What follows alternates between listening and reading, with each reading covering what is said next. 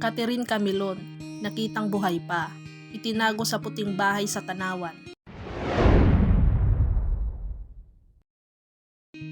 Maraming labis ang kinilabutan sa kasalukuyang lagay ni Catherine Camilon, ito'y ayon sa psychic na si Jay Costura.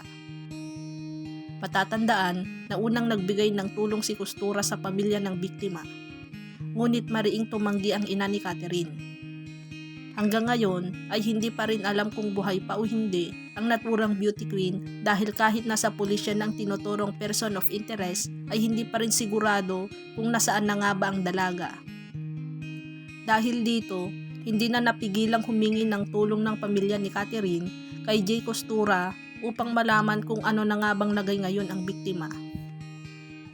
Isa si Costura sa mga mahuhusay na psychic dahil sa kanyang mga hula na madalas talagang nangyayari sa totoong buhay. Minsan na rin siyang napanood sa ilang show sa telebisyon kapag ganito ang usapin. Isa ang pangalan ni Costura sa hinahanap kapag may mga hindi maipaliwanag na pangyayari. Isa na dito ang pagkawala ni Catherine Camilon.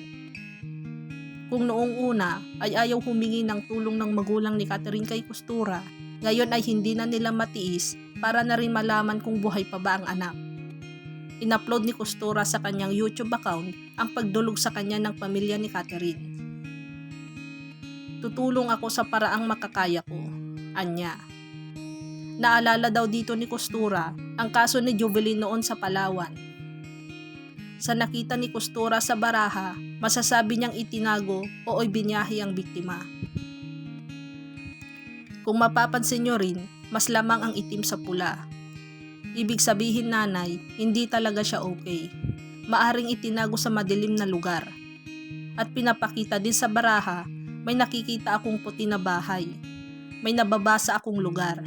It's like Tanawan, Laguna. So may nakita akong lugar sa Laguna, pero may nabasa akong lugar na Tanawan, sabi ni Jay. Nang pinapili naman ni Jay ng baraha si Chin, ang nakuha nito ay sharp object. Sharp object. So ibig sabihin, talagang sinasaktan yung kapatid mo. Hula nito. Nakita rin ito sa baraha, ang trouble, pagsiselos at relasyon. May third party daw talaga sa kaso ni Catherine. Naibahagi rin ni Chinchin na noong July ay may pumunta sa bahay nila.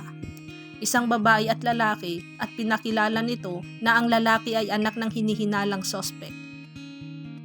Nakakulong yung anak mo ngayon.